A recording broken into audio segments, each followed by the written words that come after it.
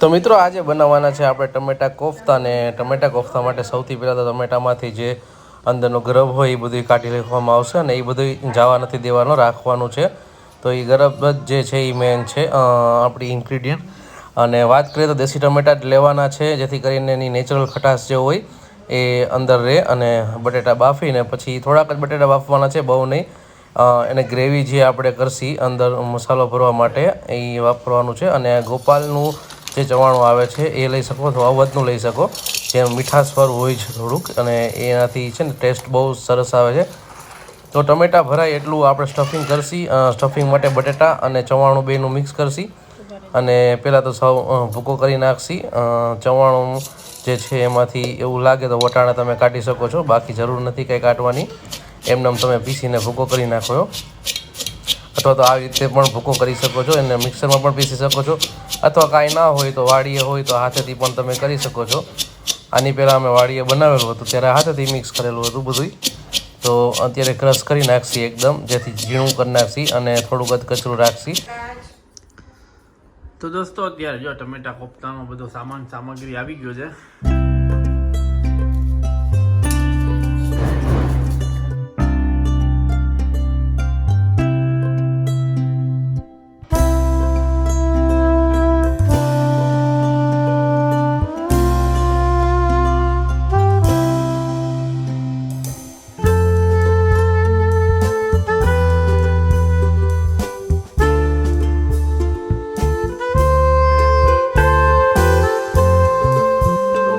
નાખશી આપણે એમાં મરચું થોડુંક, તમારી તીખાશ પ્રમાણે. એમાં થોડુંક જ નાખી છીએ. મીઠું ઓલરેડી આવી ગયું છે, પણ બટેટાના હિસાબે બટેટામાં પણ આવી ગયું છે. થોડુંક જીરું આપણે નાખી દઈશું, થોડું હળદર, અને મીઠું થોડુંક હજી નાખી દઈશું, થોડુંક વધારે, જેથી કરીને ટેસ્ટ સારો આવે. અને થોડીક ખાંડ, જો તમારે ખટ મીઠું શાક કરવું હોય તો એના માટે આપણે થોડીક ખાંડ નાખી દઈશું. તો અને લાસ્ટમાં એક મેઇન ઇન્ગ્રીડિયન્ટની વાત કરીએ તો સૌથી વધારે કહેવાય કે જે આ ટમેટાનો જે આ રસ છે, દેશી ટમેટાનો રસ, એ એક આમાં ખાલી નાખી દેવાનો છે, દેશી ટમેટાનો રસો. તો એ પણ આપણે હવે એડ કરી દઈશું.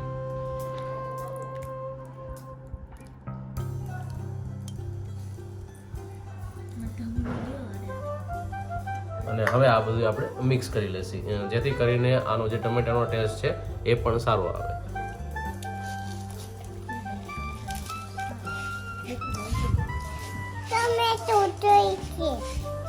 લઈ લ્યો.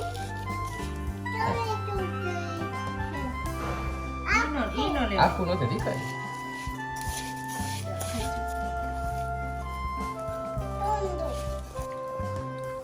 ટમેટાને છે ને આવી રીતના અંદર એકદમ છે ને દબાવીને સ્ટફ કરશે, જેથી કરીને ટમેટા જ્યારે આપણે વઘાર કરીને બાફીએ તો આવું છે જમવાનું કામકાજ અમારું. જેથી કરીને છે ને મસાલો પણ અંદર રહે અને ટમેટા છે ને ઉપર ના આવી જાય, કેમ કે અંદર જો એર રહેશે ને તો ટમેટા પાછા ઉપર આવી જશે, અને જેથી કરીને ટમેટા સરખા બફાશે નહીં. તો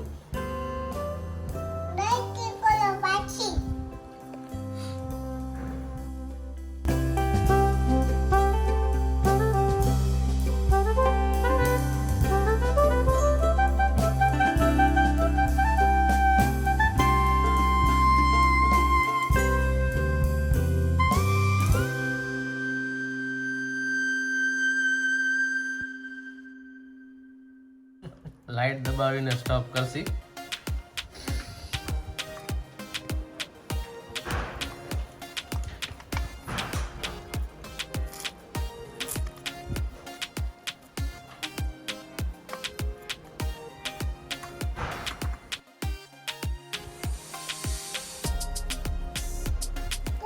હાદી ખાઈ લે, તારા હાથ જ બનાવ્યું હો પપ્પા, એ લઈ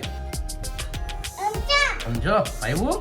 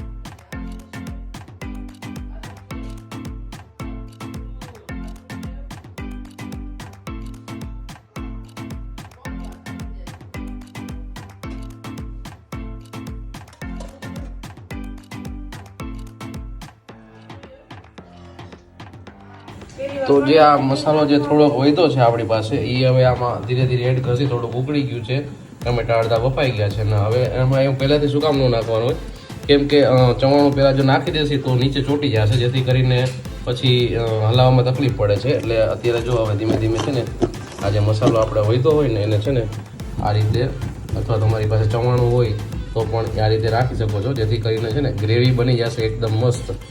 જો આવી રીતના ચવાણુંનો ભૂકો કરીને થોડોક હાથમાં લઈને આ રીતે તમે એમાં એડ કરી દેશો, જેથી ગ્રેવી બની જશે મસ્ત. તો હવે બસ જો શાક થોડીક વાર હજી ઉકળવા દેવાનું છે અને પછી આપણે સર્વિંગ કરીશું. તો જો અત્યારે ટમેટા કોફતા બની ગયું છે ને જો અત્યારે કંઈક આવી રીતના અત્યારે આપણે સર્વ કરી લીધું છે.